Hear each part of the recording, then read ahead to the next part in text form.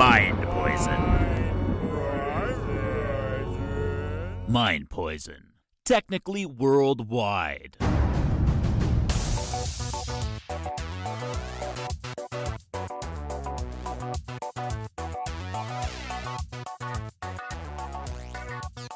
I'm just not gonna be able to move too much with my headphones. There's my range. Oh, that's not good. That'll Dang. be okay. I just will remember not to move too much. I could just give you these, and I could just not wear them. No, I don't think no. I really even need them. Oh, you need them. You need them to feel like you're podcasting. That's true. Yeah. Hear your radio voice. Yeah. Hey, everybody. Welcome to the show. We know you've been gone for a while, and we're here to provide you smooth classic hits all night long. That is not true. This is Mind Poison Live once again, coming at you for the second week in a row. Damn. Live and in person. A little more casual setting this week. Windows are open. You might be able to hear some crickets in the background. Some of that soft summer air. That's what's going on. We got soft summer air. We haven't had that for a long time. It's finally cool here. It's been hot as balls in Minnesota.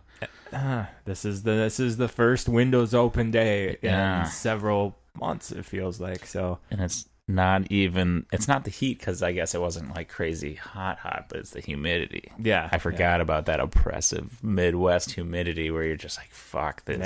sucks. Yeah, and it does suck. Yeah. So this is nice. So we care more about the weather than being professional, apparently, here Yeah. at Mind Poison.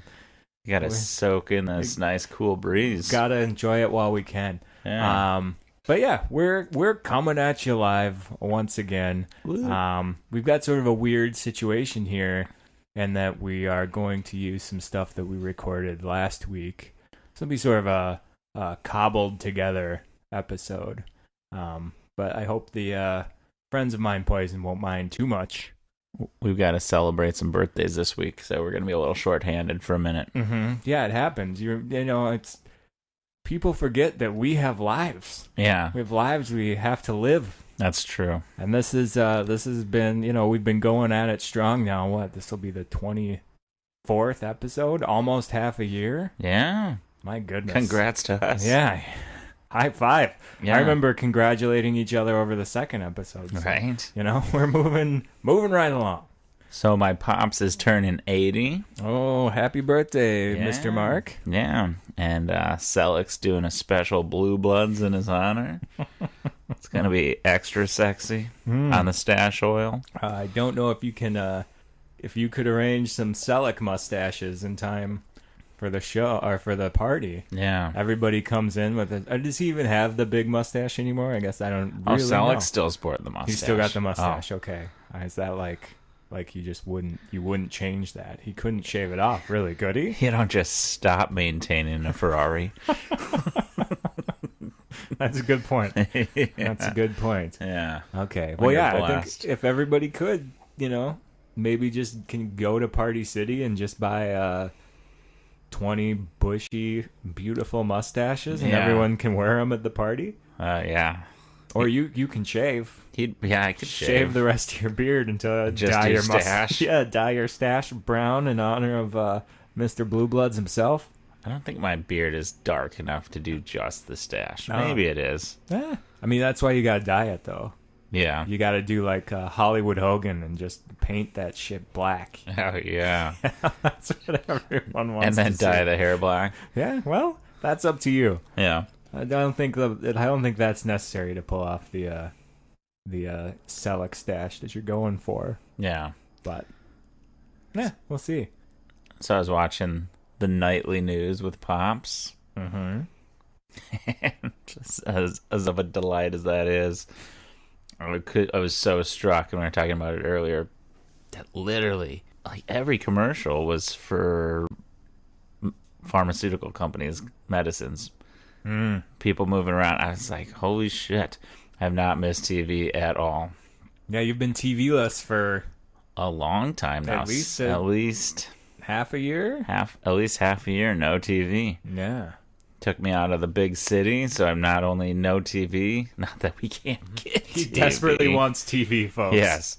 But I also can't get it. Yeah, but I also don't see like a million ads a day on billboards and around LA, and I feel like my life is markedly calmer. So you don't have the people throwing that at you anymore. Yeah, huh? the constant bombardment. But yeah, I just couldn't believe. I was like, holy fuck, this is worse than. And it's not like I've been in the woods for 10 years, but like I do not remember TV being like 100% ads on like, here's a pill to make you take a shit. Which I immediately was like, holy shit, this is directly reflecting on the opioid epidemic in America. Because like all these pills now are for people to take a shit. Mm-hmm. Like, and that's the constipation of everyone on heroin. Really? Yeah. Well, do you think people on heroin are watching this TV then? Or they're like, hey, where can I ask my doctor about this? Yeah, I want to, like these hardcore Trumpers out there in like Hillbilly Nation, like all whacked out on opioids, but still like doing their civic responsibility of watching the nightly news while they root for Trump.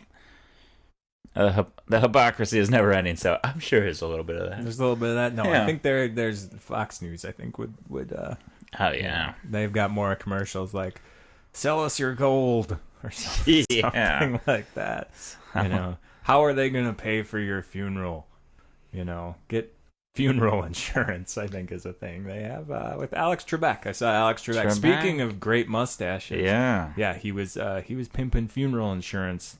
God. Well, I was watching a little bit of Yukon Gold the other night. Oh, that's a terrific program. It is, yeah. Well, that's a terrific program. Yeah, I'm thinking about getting into the gold mining business. Yeah, you should. Yeah, it seems like I definitely have the stamina and disposition to go mine for some gold. Doesn't that like tell you something funny about this country that like all you have to do is go outside and get a job and you can have a reality TV show.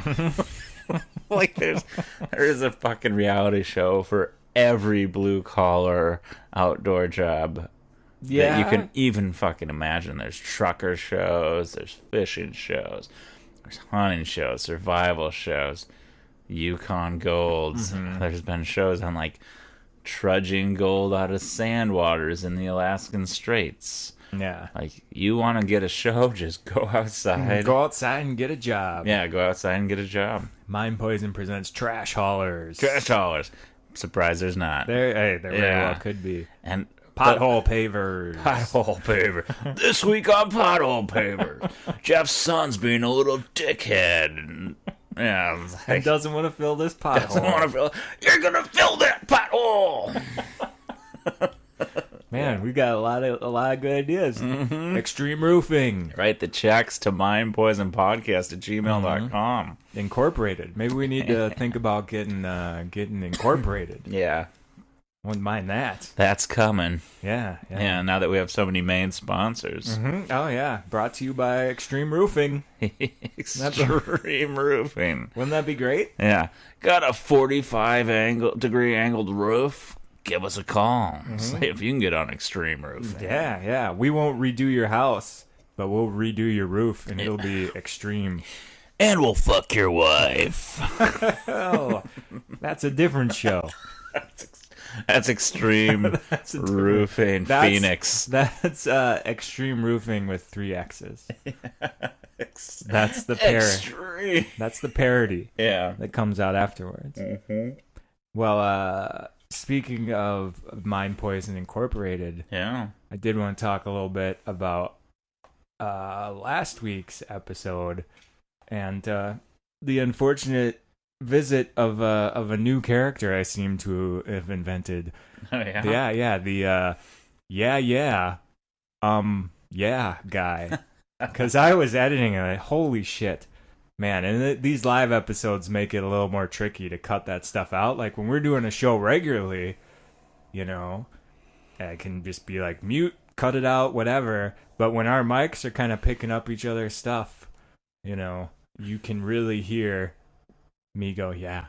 A lot of yeahs. Yeah. A lot of I'm apparently a big fan of the yeah, and then the double yeah. Yeah. I was like, yeah.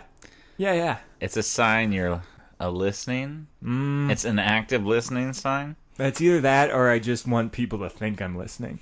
I think that might be more likely to be the truth. Well, I'm sure I do it too. It's hard to do, and especially like doing a show and then suddenly you're self-conscious, like listening back. We're still in the early stages, but I'm still getting this pattern down. But yeah, believe it or not, we'll get better. There are things you notice that you do that I'm going to try to correct that a little bit. Yes.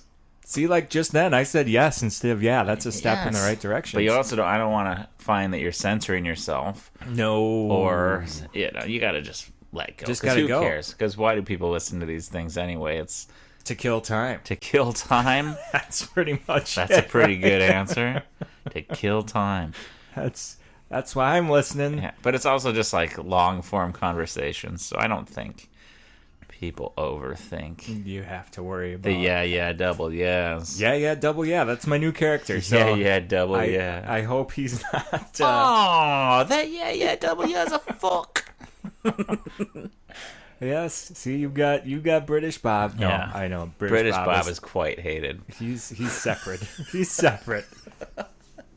He's not a character. He comes in for real every now and again.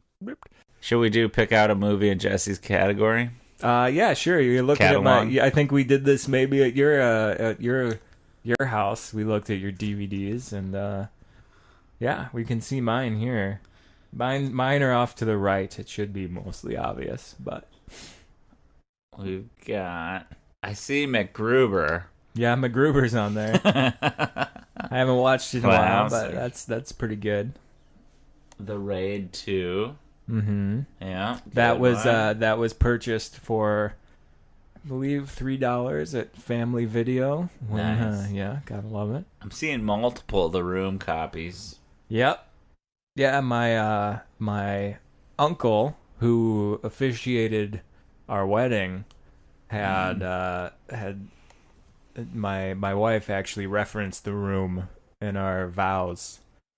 Really? Yeah, it was just along the lines of like, I'll even go see this with you. And then like 2 weeks later, she was like, "Let's go see this. I gotta get this out of the fucking way." But so he heard us talk about it and was like, "Oh, Jesse really likes The Room. I gotta check this out." Yeah. So he bought a copy. Sweet. And watched it and was just like, "Yeah, I don't get this. Here, you take it." I don't. Here you go. So that's how you end up with 2 copies of The Room. Yeah. Yeah. I get that too. Like today, I hand my dad a book that I'm reading. Mm-hmm. The Bible, of course, St. James version. No, it's called How to Change Your Mind, and my dad's always been into like self-help guru shit. Mm-hmm. But this is How to Change Your Mind, and then it's like the subtitles like psychedelics, like the new wave of psychedelic research, changing people's minds into like, afterlife, death, addiction, all this shit. And like the second he starts to read through it for a minute, I was just watching him. Like hadn't clicked in, then it's about psychedelics. Mm-hmm. And he's like, "Oh," but you like hand him any book that's like how to. And he's like, "Oh, where'd you get this? I could pick this up." Like, I swear I don't love my dad, but it's like if someone writes something, it's like Bible. Yeah. Well, it's like somehow the written word translates to like they know what they're talking about. Well, and I think that's why there's so much just shit being spread on the internet. Is for some reason you could hear some crazy person tell you, here's this, here's the deal, Pizzagate or whatever. Yeah. If someone told you that in person, you'd be like, okay, yeah, whatever, dude. But for some reason, written word carries weight. Yeah, it's more legitimized. Yeah, totally. Legitimized. But I could just see his face kind of. I think I told him that's about the research in psychedelics, like moving forward, like Matt. It's like beautiful research. If people don't know, there's a lot of fascinating new research into psychedelics that was coming out even in the 40s, but then the drug craze kind of squashed it. Oh, do you know about MK Ultra? You read about that? I know a little bit about that. That's when the CIA, that's big in the conspiracy theory lore, was like testing acid on people and that sort of stuff. And I mean, they totally were. Mm-hmm. I mean, there's they're not really conspiracies that the CIA brought like crack cocaine into black neighborhoods and it's just true. Yeah, these things are just true, really. We can call it a conspiracy because it's bad. Was the Iraq War a conspiracy? Yeah. It was, yes. There were weapons of mass destruction that now they have admitted were never there and they knew they weren't there. Is that a conspiracy theory? No, it's just assholes being assholes. Yeah, that's the conspiracy theory. So anyway, back to the main thing. Like the second my dad, like psychedelics were that's too much for him to handle, and that book just kind of got slowly set down on the couch next to him, hey, not to be discussed again. Maybe someday he'll pick it up, and God, if only if you were more open to it. The idea behind like kind of guided mushroom trips, it's becoming popular again, and ayahuasca is becoming really popular. People major depressive disorders are going down and they're having these spiritual journey trips, and it's just like changing their lives. Granted, there's a dangerous side to all that. There have been deaths from bad shamans or who knows, but it's interesting research, and it's they know now that a lot of these psychedelics kind of like peel back this layer and kind of allow people to ditch their ego for a minute and see life from this kind of pure, quiet place. And if you research much of this ayahuasca shit, people are like, you see God. You're like, you get ejected out of your body, and you have people like talking to you, and you come back with messages on how to live your life. And sounds terrifying. Apparently, it's very terrifying. Yeah, I don't think I could handle it. Apparently, it's very terrifying. It's one of those things like everyone reacts a little differently. But some people, it kind of, which is cool. I think people who are living their least authentic life have really crazy trips. They convulse, and they're just like, and they come back, and even though they've had these crazy trips, they come back with like profound changes in their life of like how to live. And it's always comes back to like compassion and love and peace. And these are the messages that they're really receiving from like whatever part of their brain or wherever, like the God realm, whatever you want to call it. Like, but it's cool. But you see people who are really in tune with their life do these trips, and they'll just be like in peace, and they'll just be like I watched this one. It's Hamilton. It's the dude who does all the like drug. He's like a psychonaut, like journalist, and he's totally like at peace with himself, and he's just like tripping on ayahuasca, and he's just the guy before had literally been shaking like a fucking violent snake, almost drowning himself, while the shamans like kept him out of the water and stuff like that, and he was just like, while he's in this crazy body, and he's getting this voice. It's like it's all only about love.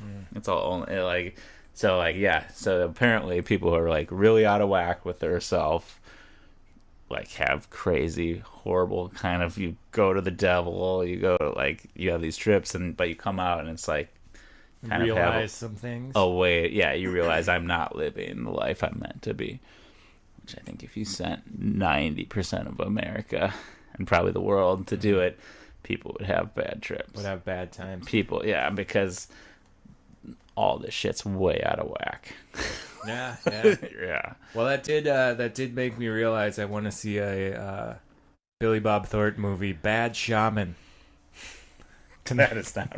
How bad say that? Bad Shaman. A Bad Shaman. I think I would like to see a documentary about a really shitty shaman, like a guy that just barely passed shaman school. Test. Shaman school. The one that's just like tricking people into coming to him. Well, if you got his script, I think Adam Sandler's on board already. There we go. His next Netflix movie. We'll get who's his little buddy. The little old SNL guy who's in all the shit that he drags Rob on. Schneider. Rob Schneider. Yeah. Rob Schneider will be in there. Yeah, I've seen David Spade still running with him. So good for them though, dude. Like old friends, keeping him close. Dude, there was like most of his shit is garbage. I actually watched one. I'm like most of his shit is garbage. Like pretty much all his shit is garbage. But I watched one on Netflix called Sandy Wexler. Did you see that? I know It's of like it. a He has Jewish- glasses in He's it. like a Jewish manager. Mm-hmm. Like, of course it's stupid, Mm-hmm. but I actually felt like he was awesome in that. Really? Like, yeah. low key, that movie was awesome. He, I think, can act. I mean, he can act when he wants Right. to. If he gets into the right spot, you know. Punch Drunk Love was a good attempt at a serious flick, and people weren't ready to see Adam Sandler in a losing his mind role. Yeah, I did not see that one. That was Notice it's not in the DVD collection. That was Paul Anderson, right? I believe so. Not DA's dad, the director. Mm-hmm. Yeah. It's Paul W.S. Anderson. So I was with Nickel. Resident Evil. I was with Nickel and DA, and we were all like, hey, there's a quiet moment. I'm like, hey, it's the three Pauls. All our dad's name are Paul. Oh, you're all Pauls. All Pauls. Wow. Got a lot of Pauls going on. That was a very popular name in the time. Yeah. I mean, if you're a 60 to 80-year-old man, you're probably named John or Paul. You're probably named after an apostle. Yeah. I mean, that just Oh, totally. that seems pretty fair. You know? What other apostles are there? Like my dad, Matthew, Judas. Mark, Luke, and John. Your Okay, dad is Matthew, Judas. Mark, yes. Your dad's Lucifer. Just kidding. Obviously. Oh, hey, Lucy. Your dad lent us one of the great opportunities of our life that we squandered immediately. Yeah, I mean, it was a good opportunity. I don't know. It was a great opportunity. It was the greatest. It's known in the Bible as the great opportunity. That's when he gave us some kind of internship. I don't know if you could say it was legit or not, but yeah. Well, my dad is in advertising and was big. You know, was a mover and a shaker since the Mad Men days. Yeah. I don't know if that's true. It's kind of true. But he was, a real executive type, and I think always had the dreams of passing it on to his son. I don't know if that's true. Probably, I think all fathers do. Yeah, and we fucked it up. Well, I mean, I don't know how much if we really fucked it up or we just didn't try. We were little sarcastic shits. But we never even, we knew we didn't have anything. So basically he said, my dad said we have some sort of an opportunity, I believe it's for Dale Earnheart Jr. Riding a lawnmower. It was for a riding lawnmower ad campaign. Okay, you remember more than I do.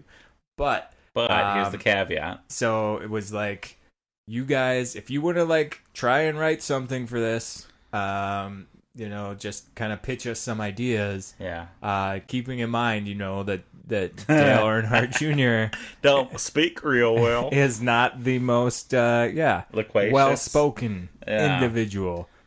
So I mean, I think we sat down for 20 minutes and probably got a little high. I don't know about that. I think we did.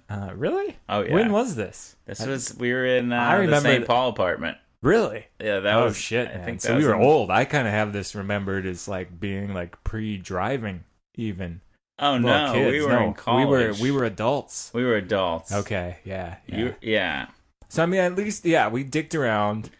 We had a tennis game to get to out on the apartment courts, which we played a lot of tennis. We did. We did play a lot of tennis.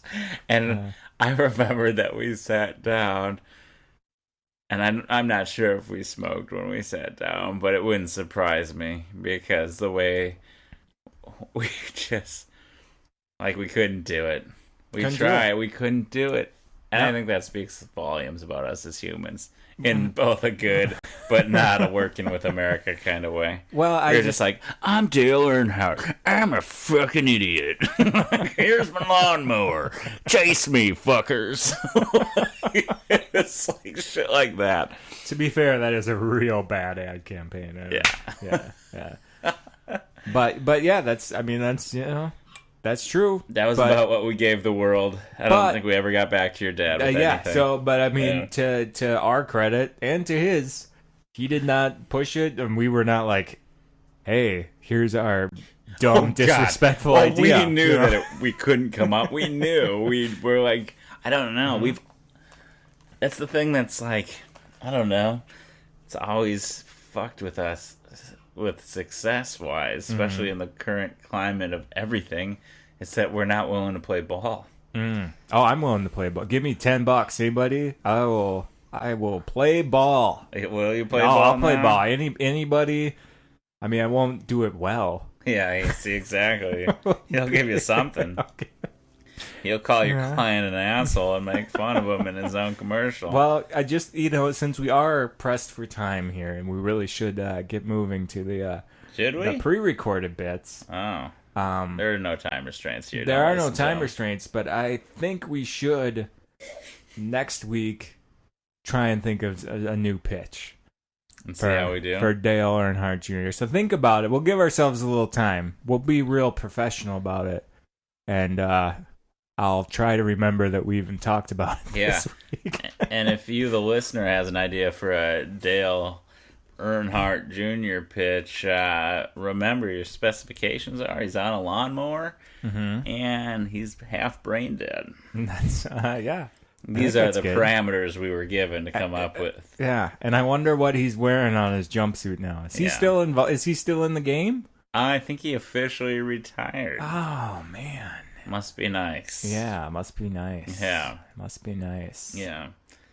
But, I saw some interview with him not long ago. So good for him. He was a severe anxiety guy. So was he? So looking back, maybe we were just being assholes to a guy who's afraid to be himself. But idiot can't talk. yeah, he was talking about his wife had gotten him all kinds of help, and he sounded in this interview really friendly and outgoing and happy, and said for a long time he just couldn't speak to anyone. So if there's anyone not to make fun of that shit, it's me. Yeah. But what, you see a Dale Earnhardt out there in the public spotlight and you're told he's going to ride a lawnmower and he can't speak. Get two smart asses like us, of course. Yeah, it won't go well. Yeah, it's not going to go well, and it didn't. So we'll figure something out for next week. Miss Earnhardt, if you're listening, get ready for the pitch of your life. Yeah, come on. Yeah. Come on down. We're going to do right by you yet. Oh, call my dad. We got that idea. What the fuck are you talking about, son? 15 years later. 15 years, like 20. Yeah. I'm retired now. Yeah. Well, you didn't give us a time frame to work with. No, we finally got together. Now where's our job? Where's my offer? Yeah. My dad potentially listens to the show. Does he? Yeah. Well, Jerry, so hey, this Dad. one's for you. Yeah, we'll try and come up with that one next week. But Dad, I appreciate the listening. If you make it this far, yeah. He did say that I'm vulgar. Like it's a different side of me than you get. Oh, listen to the show? Yeah. I guarantee I'm far more vulgar on the show. That's what I said. Mark's way more vulgar than me. I don't know what you're talking about, Dad. Yeah. But, I I think he said a different side of me. Yeah. Well, I rarely even swear in day-to-day unless I've had a couple drinks, which is usually the case on this show. Yeah, so. That's true. That's probably where that's coming from. Wait, you're drinking? Wine Boys reunite. Boys. If we can't really reach each other now, but I would definitely... Oh, yeah, that was good. Good cheers for the Wine Boys. The Wine Boys drinking box Chardonnay. Because we fucking can. Because we are ballers, I guess. Is that how that works? You don't question huge ballers like us. No. Yeah. I did want to talk about, too, speaking of Mind Poison Incorporated and funding the enterprise, I owe you $30. What? Yep. And I was going to get some money to pay you back, and I... Story of my life. Yeah, that's how it always is. I'll get you next time. And today I had... I want to ask, what's the appropriate way to pay somebody back? Because I had a 10, I had a 5, and I had 12 ones. Do you have any quarters for me? I've got some dollar pennies. I've got some Sacagaweas. Should pay me in pennies. So could I theoretically? I didn't. I went to the cash machine, so I've got some cash, some real. You got me dinner last week. Real You don't cash. need to pay me back. Yeah. Well, that's beside the point. But now that I made the special trip, so I really have to now. But how would you feel if I did be like, hey, I want to pay you back, and I gave you a 10, a 5, 12 ones, and $3 coins? Would you be like, cool, dude, thanks for paying me back? Or would you be like, I don't want this. I'll take the paper money at least. Take the coins. Take your coins and shove them up your ass. Yeah. Yeah. Or would I just be like, dude, I don't need the money that bad. Yeah. Well, I think... Hey, dude, you clearly need it. 12 sweaty ones.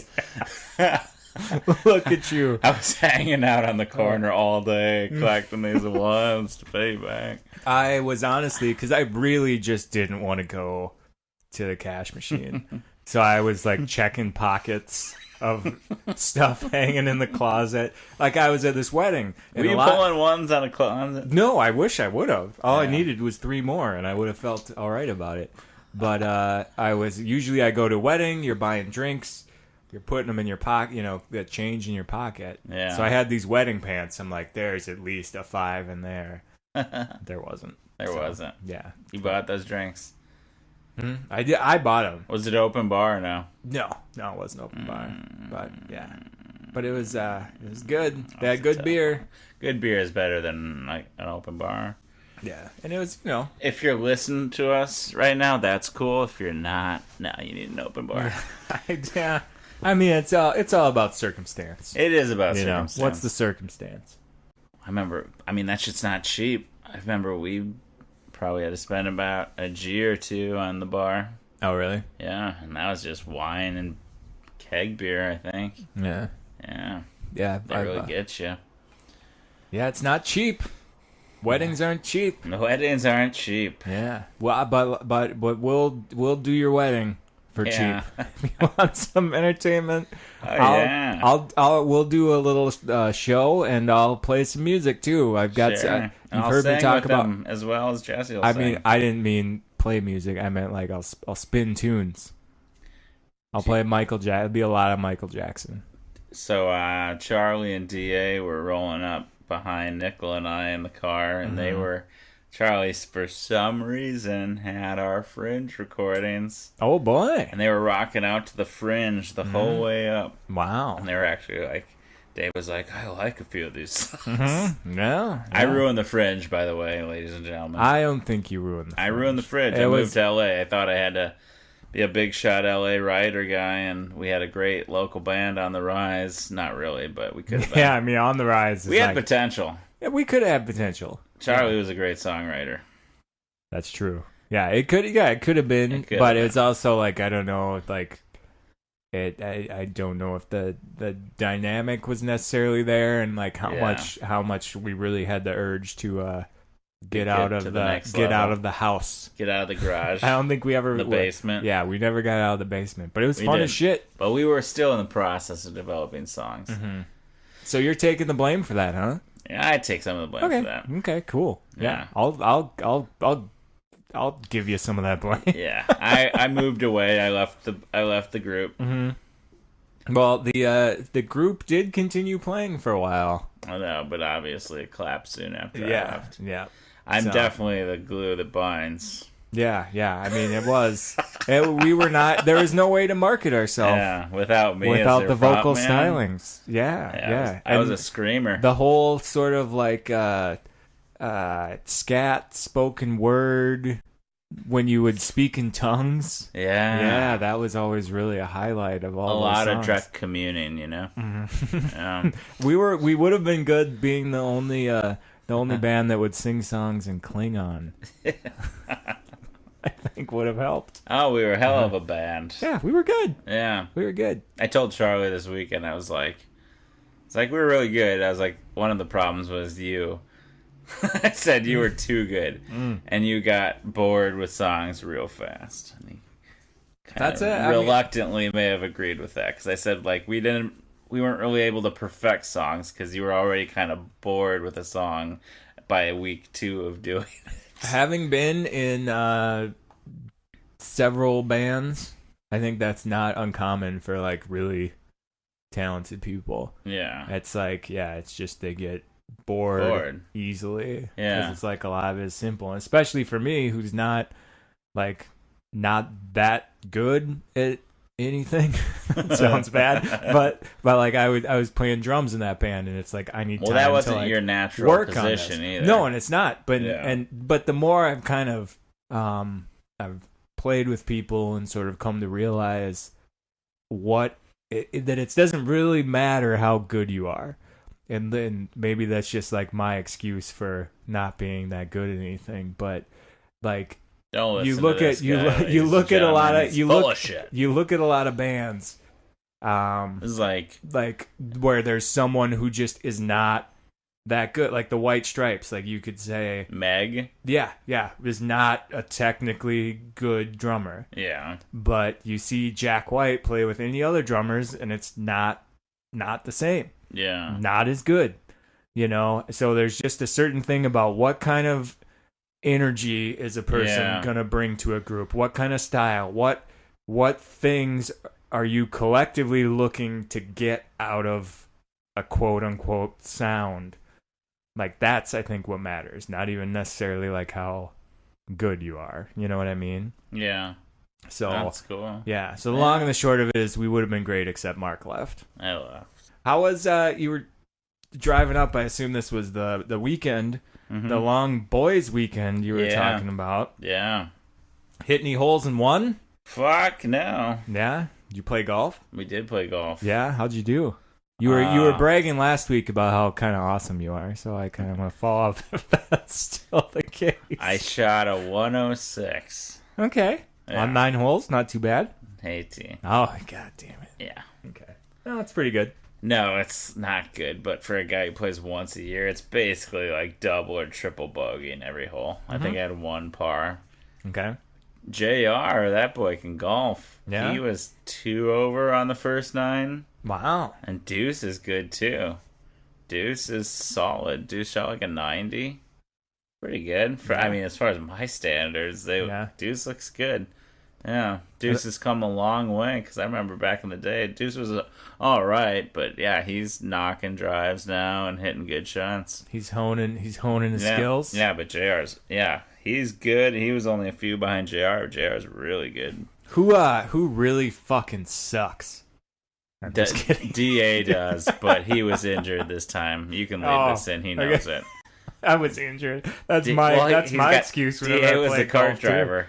Oh, yeah. He's got a torn Achilles right now. Mm-hmm. Sure he does. He does. Yeah.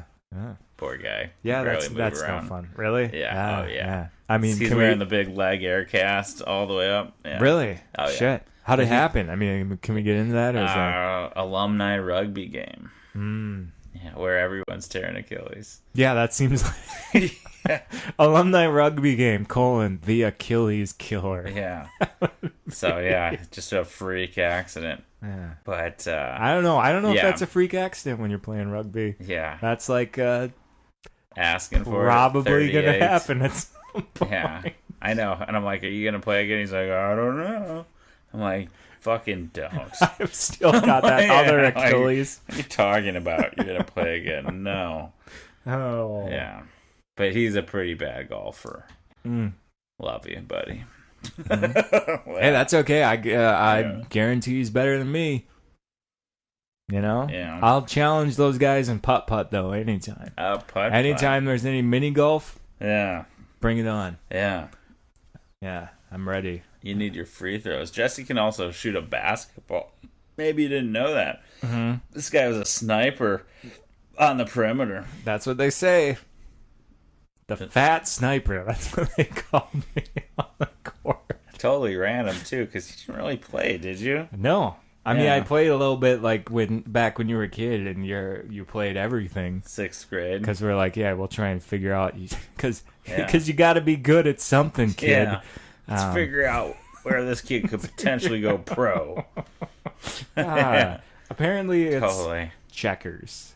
He's good at checkers. Yeah, I wasn't that good at checkers. If they would have tried to nourish my Tetris skills. What is that about families and young kids and like you gotta try every sport? What is that about? Like everyone does it. Everyone's like, my kid's in basketball, baseball, hockey, tennis, dancing, soccer.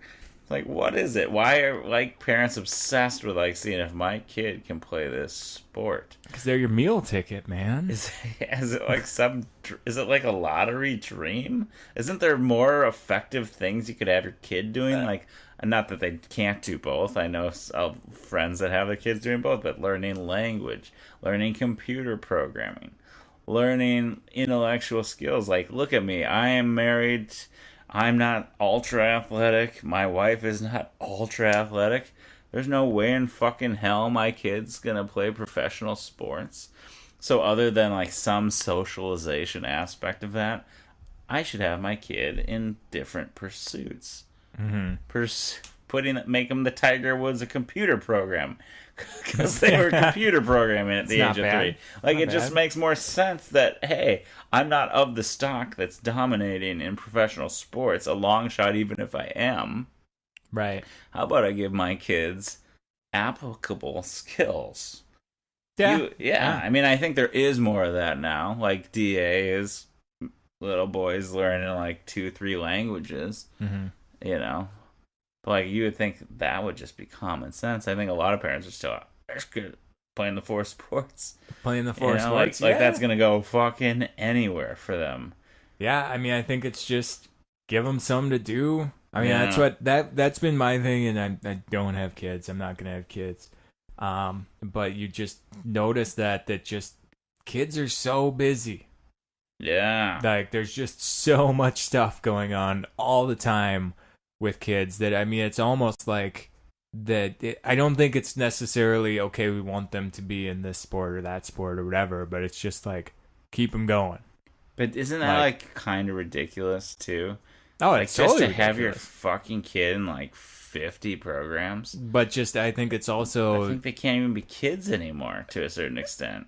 But what is being a kid now? Well, it's certainly back in the day, it wasn't being involved in any and every program you can be. Kids, let them have an imagination. I spent a lot of my youth in my own head living in play worlds. You know, not that was that explains a lot. That probably does explain quite a bit. But I think that's now, in a weird way, that almost doesn't exist. Because if you're a kid now, you can't be like, kid, go imagine things. You say, kid, here's an iPad, and go dick around on it. Yeah. You know, that's so. I mean, at least if they're in sports or pursuing some activity, at least it's not iPad. Yeah. Go dick around on it. Yeah. It so makes that's what I me mean. Like, sad. Yeah. Well, kids can't just be kids. Like, that's the whole thing. Like, everyone. Like, you see all these parents now. It's just like this elite programming, trying to give their kids like a leg up. A leg up to fucking what? Joining the myth, the corporate bullshit myth that everyone else is bought into. Like, it's nonsense. Like, everyone's after in my opinion, and a lot of people say, and that's in your opinion too. Well, this is all in our opinion. Of course it is, and that's why it's our show, and that's why you and I are who we are, because we're very anti-establishment by and large, and the people who listen to us probably are too. But like, I think to a certain extent, we feel like we get something that a lot of people don't. And it's always been ingrained in me. But like, yeah, I'm like, what are you raising your kids to do? Join the fucking rat race? Run as hard as they can for fucking what? Money? Till you die? Cash money. Like, what are you living for? I mean, what are any of us living for? But I guess at some point is like, hopefully some greater understanding of life that isn't that around the lie of like some American dream and Christianity. Like 90% of this country puts everything they have into, like, they're literally not evaluating their life other than by grades, by achievement. But what does that get you? Yeah. In the end, grand it scheme. gets you fucking nothing. Mm-hmm. In the grand scheme. Some perceived acceptance, popularity, notoriety. Like, yeah, these are the questions that have always bothered me. It's like, what are you running to? What's the finish line? What's your end game for said rat race? It's always fucking sadness and depression, because they like realize we ran the wrong fucking race. Oops. Spent my whole life running the wrong race. And I feel very fortunate in my life, and not there aren't pitfalls, but like I feel like at least I'm like, if I'm doing this life, I'm gonna do it on my terms, more so than just fucking grasping at the next raise, the next, this and that, and I could say my kid was this and that, and like, to me that just means nothing if you're not evaluating this life on some fundamentally deeper level. Yeah, but that's scary at the same time. Like it's hard to evaluate your life from a totally, I mean, there is no objective perspective really. So, it's kind of like how do you do that? And right now I'm just sort of saying words without really knowing. I'm like, hey, it's my turn to talk, and I should try talking, but it's not really working out. No, but I know what you're saying. There is no. It's hard to really like take a look at that, and then and I get what you're saying, because I do think we come from the same general perspective, but there's also people that don't have that perspective at all, and I don't think you can force that on anybody. You know what I mean? That it's just sort of like, that's true. That like you either kind of get. I mean, going back to our music talk earlier, that like some people just naturally get music and are super good. Some don't, and I feel like just with everything, there are certain things. Learning languages, that either totally clicks with you or just doesn't at all. Like, learning languages is beyond my comprehension. And so it stand to reason that there are certain ways that I think that maybe just are never going to click with people. You know what I mean? And that's, and I sound like a condescending prick, too, at times. There's no doubt. Like, there's no doubt, because, like, yeah, you've been raised one way, you only know one way, you've never been exposed to another way of thinking. Mm-hmm. But, like, brains are also different, too. So, like, there's your literary brain. There's your scientific brain. And whether that's social grooming, going back to the gender issues that we have daftly depicted, Yeah, well, I think that actually got saved for a future episode. Okay. So that hasn't actually happened yet. Yeah, we didn't want to hang ourselves yet. So we're going to wait until we need a vacation to hang ourselves. Yeah.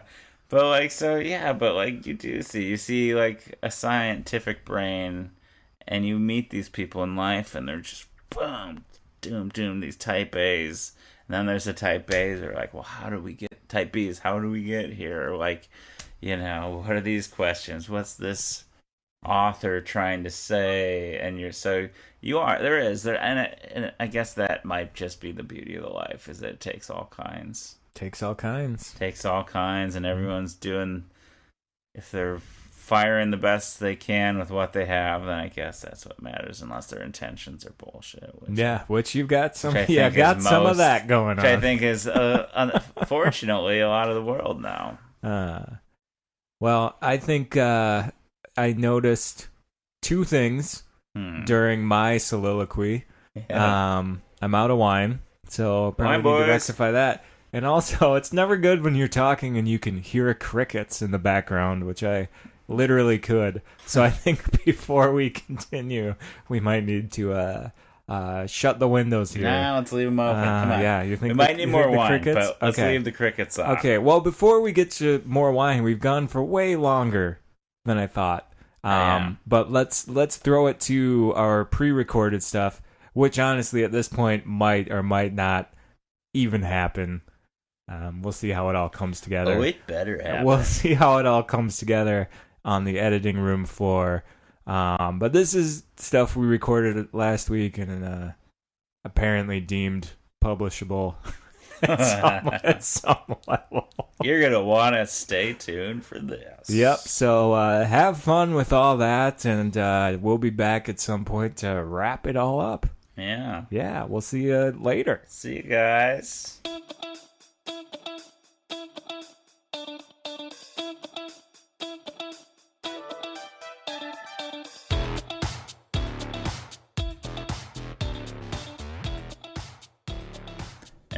When you are driving cross country, you're a cruise control Oh yeah, guy. cruise control all the way. Yeah. Saves your foot. Saves gas. Yeah. Saves your yeah. No, I'm with you. I know people are like, no, I don't want to. Yeah. You can always tell How people. can you pay attention to that? Like, I know it's great. It's the best. It's the best, and it gives you consistency when you're on the road with other drivers, especially going cross country. Everyone who's on the road who has an inkling of what they're doing, cross country is on cruise control. Is on cruise control. Yeah. You're on the side of your team cruise control. Yeah, you don't need that fucking asshole that everyone runs into who his acceleration goes down when he's going up a hill and he slows everyone. Like, no. And that guy who like can't keep pace, like he's just going a half mile faster than everyone else and he's braking. No, anyone who's a seasoned long road driver is on cruise control. Like Trucker Mark here. Yeah. Yeah. Yeah, that's from Trucker Mark. You're on cruise control. I'm telling you, you'll get in packs with trucks along the way, and they'll settle down, and they settle on back from your distance, and you set it to exactly where the guy is in front of you, and you're just at a perfect pace. No one's braking, no one's hitting the gas. Everyone's good, and your gas mileage is better too, so it's better for the environment. Yeah, it is. It is interesting. My wife is not a person that's prone to get upset about things, but that person, the driver that goes back and forth with their speed and that you pass and they pass, I feel like that might be the most hated person in America. I hate that person. Dude, I'm with her. There's so many people someone never taught them to drive. Yeah. That's got to be it, or they just don't have any awareness. Well, yeah. Because you get that asshole, and you see him out on the road. I'm out on the road a lot in the country, and like I think a lot of it, like you see them on their phones. Like you can always see people braking on the middle of a no-lane highway. Well, and then you pass them and they're looking at their phone and they've started braking. Why are you fucking braking? Yeah, because they're looking at their phone. I'm looking at my phone. I need to brake. Yeah, they might hit a chupacabra crossing the road or something. And then it really is the idiot who like passes you and then slows down and then passes you. Like there's just. I'm watching my speed here. And have I had that moment in my life? I'm not a total hypocrite. I've had that moment in my life where I'm distracted, and I have done that, and all of a sudden, like, I'm into something else, and I've slowed down. I'm like, oh, I'm that asshole now. I've said that. Yeah. I've said that to myself. I go, oh, fuck, I'm that asshole right now. I, like, totally just slowed down, like, 10 miles per hour. Yeah. Well, it happens. And that also reminds me of someone who told me that you're the worst possible version of yourself while driving. And I think that is totally true. But I like to try to be the best possible. You like to be of myself. Dude, I am saying things I would never say. When I'm alone in the car, I am saying things I would never say. Any company. I'm just like, oh, that is really just a hateful, horrible thing that you just said. And it's because, I had to kind of put my brakes on a little bit. I get it, though. But you just, for some reason, you get so fucking pissed. No, well, you're also, and I should take that back, because trying to be the best version of myself is like being in northern Colorado and taking county roads all the way to Minnesota. I am not, the second you put me in city traffic, And I had to deal with about 30 minutes of it today, coming in on 212, going through, and then on to 62, where it just slowed down to a crawl, and just every fucking idiot is cutting everyone off to get 2 feet ahead in one lane. Just to cut, like, it's just the dumbest group of people you ever seen. But I don't have to deal with that anymore. And I lived in LA for 12 years and did the 3-hour commute and bumper to bumper, and yeah, you lose your shit. Like, I pretty much checked out most of the time, but sometimes the guy just gets you. Road rage starts. You just get road rage down, or just like... My best advice to everyone is just drop out of society. Move to the country. You'll be much happier. I was thinking about the other day, I'm like, I did that commute in LA from Redondo to Century City, like the materialistic capital of all worlds, and it's like, and now I don't even have TV. I have Netflix, and I don't do a commute like that. I'm like, I probably used to be like seeing, I don't know, they say you see some obscene amount of like ads a day. Yeah. I'm like, now I barely see any. A couple YouTube videos. Right. I'm like, and I feel so calm. I feel so like guru-y, like just like. And you think it's the ads that were contributing to overstimulation, the ads. I just feel so zen. Yeah. I just don't have any weird urge to fight or to I don't get those road rage moments because I'm not exposed to them. I don't see like 1,000 pictures of beautiful women a day or like things I need that they say you need, but it's just wants. I don't have that in my life now. Mm-hmm. And I can tell you, I'm just like, I was thinking about it from coming back here last year to Minnesota for this boys' weekend and how I felt, to coming back here this year and how I felt. It feels like a different life. Yeah. Feels like a different life. Just from that, just kind of having that change of environment. Yeah. And I was one who knew I needed it. Yeah. I knew my instincts have always been small country, but it was just a matter of me finding my way there. I even grew up in an area that wasn't quite suitable to me. I've always felt like I'm a country boy. Yeah. Like, not barring the racism. Thank God I'm a country boy. Yeah, exactly. Just like the quiet life, though. Like, give me a small town, give me a fucking computer to write, and like, I'll be a happy dude. And luckily in my life, shout out to my wife, I found the one I love just more than anything in the world. But that's all I need. Mm-hmm. I don't need a lot. Yeah. I guess the trick, the question is, and that's sort of because I definitely understand that that desire to sort of be away from people, but I think there's also like, but I want to go out and do shit. Like I want to go see concerts. Yeah. I want to go. That's all I can think of. Yeah. But that's to go to events, and occasionally, like, I'm totally okay with people as long as I know I'm not gonna have to like deal with them. If I'm in a crowd of anonymous people, I'm like, great, fine, let's do it. So do you feel that urge ever to be like, I want to be around events like that? That is sort of what I like about being in a big society. City. Yeah. I mean, that's what it comes down to. In society, there's things to do. Those towns you drove through today, like if you want to go do something, that's a weekend trip. I think no, I don't. I do get I like the idea of like we go out to little restaurants and there are other people. Mm-hmm.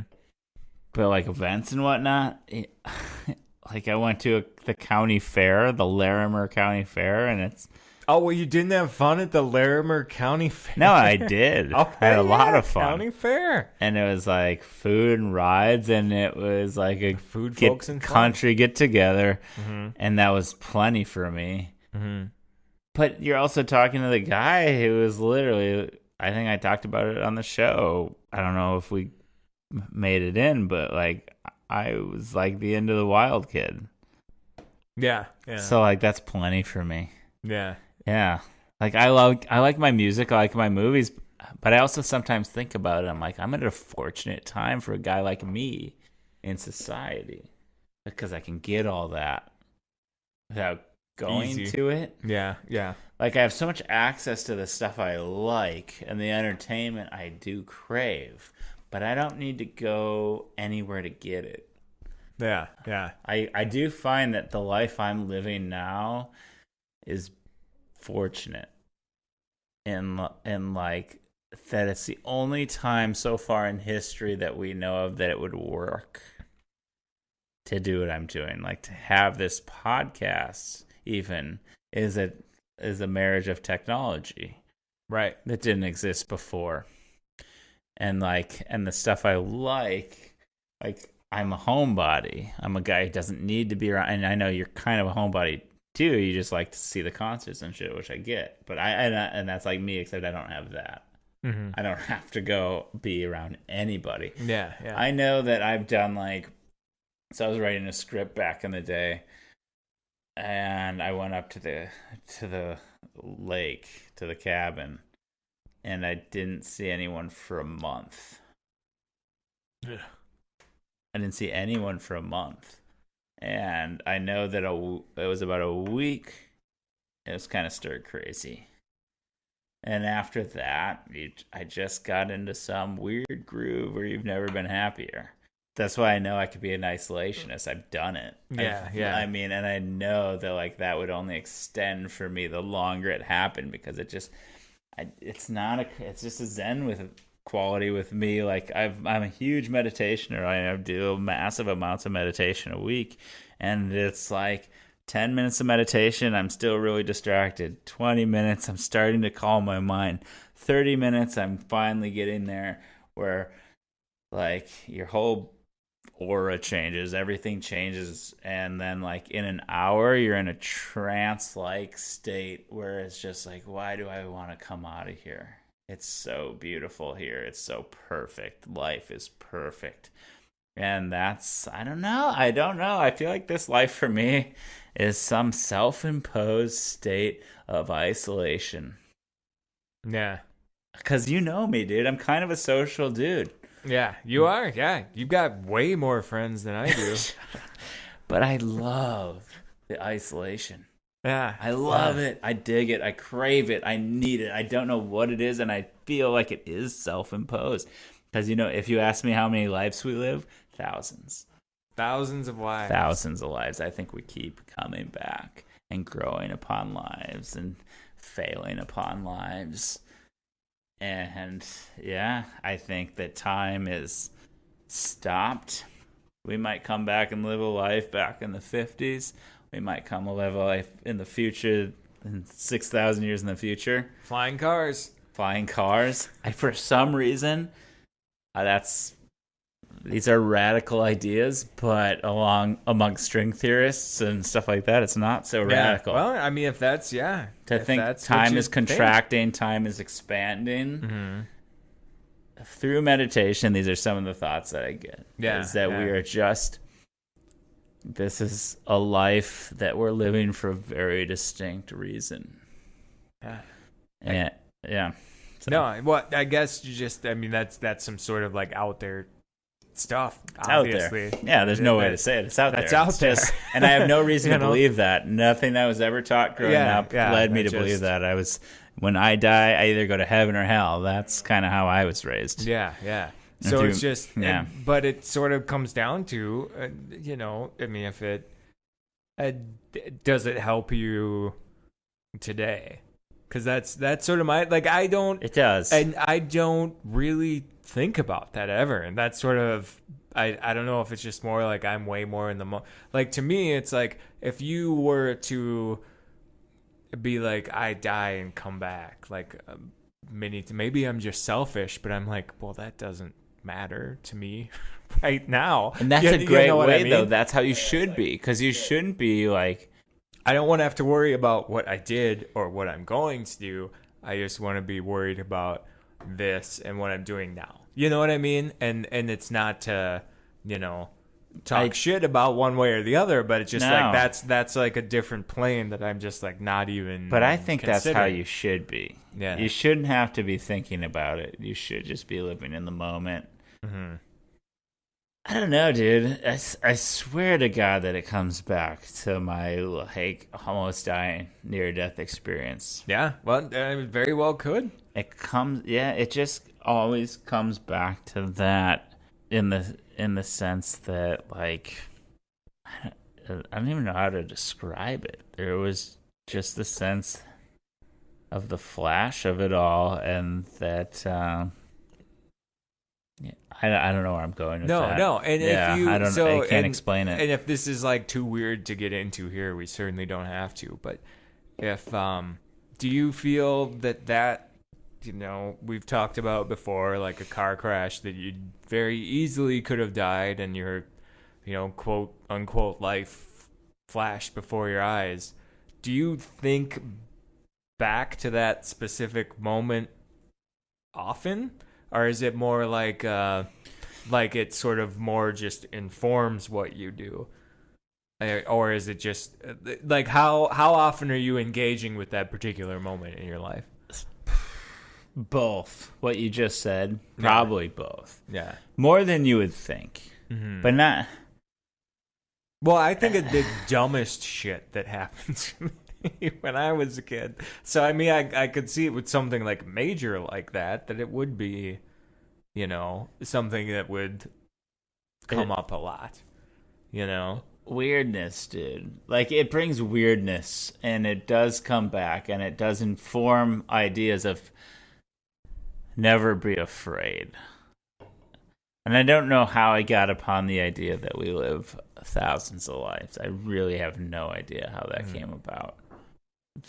But it's just in me for some reason, and who could be false? Who fucking knows? It's for some reason that's in me that we do this over and over again, and it like goes in even into future like weird science like simulation theory.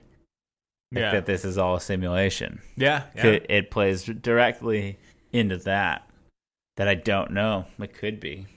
I have ideas. This is far out. You want to go far out? I'm driving across the country, and I'm like going through these small towns and these rolling thousands of acres and just beautiful areas. And I'm like, I've been here before. And I sometimes feel like I'm a ghost haunting my own life. Yeah. I sometimes feel like I'm a ghost returning to places I've been before. Yeah, that's far out. Hey, everybody, mind poison. But that's like a sort of like deja vu. Yeah. I mean, I think that's something that I don't know if everybody has it, but I've certainly have it. That's like this is something that's happened before. Like I have been in this exact scenario before with these exact people. Like I don't think that's a uncommon thing. Yeah, that's cool. That's, yeah, for sure. Like that's that's what that kind of seems like to me. It's just like, oh. But yeah, where does that come from? Who knows? I did have the thought today, driving through these beautiful places that I just love, and I was like, dude, it's so weird. I was like, I've had the feeling that I was like, I've been waiting so long to come here again. Yeah, and I've never been to them like here. Well, you must have seen some good stuff. It's just like rolling empty country. I don't know. There's something so peaceful. Like I had the thought today also, like to get off the esoteric tilt. Like that, like some people go to islands or the Bahamas to get away. Just give me an open road with no one around and rolling hills and scenery, and my mind just blanks out, and I can just be like, because me, I'm like, I'm always writing, I'm always doing something, I'm always pursuing something, usually creatively. But yeah, but like when I'm on the road, I don't have to think, but you're thinking in a different way, and that is my vacation. A road trip by myself. Love my wife. We're gonna do a road trip back when she flies out, but like by myself in the country, away from everything. That is my most zen. Yeah. Interesting. Yeah, because it is. I mean, it is a different. It's a sort of aloneness, but it's a engaged aloneness. You know, I think that there would be something interesting to see, like what happens with your brain. On a trip like that, because you hear that your brain is less active when you're watching TV than when you're asleep. But it's almost like I wonder what it's like when you're driving. Yeah, because you do kind of get into a zone where there's like a part of it that's alert.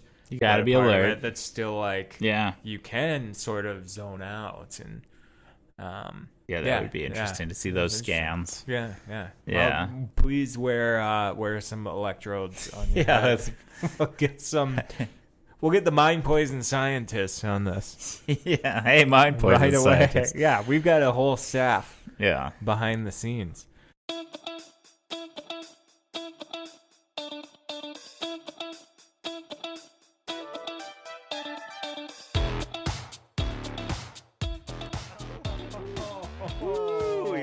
Money with that one, right? On the money. Can't get over that one. Either me or you had a really good point there. That's what I'm thinking. Man. Well, can you hear? You don't hear knee slapping like that very often these days. Stuff. That was funny and or poignant. Well, good deal. Well, that about wraps it up for this vaguely special episode. Nothing else to talk about. I don't want to say it's very special, but it was a little bit special. This conversation is flatlined. I feel like if there was an EKG for our episodes, that's what you'd see as flatlining. You kind of actually see it happen. Peaks maybe a half hour in, and then it's pretty good, and then it's pretty good. Then it's just like flatlines. Oh, get me out of here. So it's up to you to cut that shit. That's staying in, man. That's the thing. We're an honest show. Oh, are we? Yeah, it's about being honest. Yeah, it's all about honesty. That's what it's all about. Yeah. Well, speaking of honesty, we should get going. We should. We got to let you get back to Blue Bloods before your DVR won't hold anymore. Remember.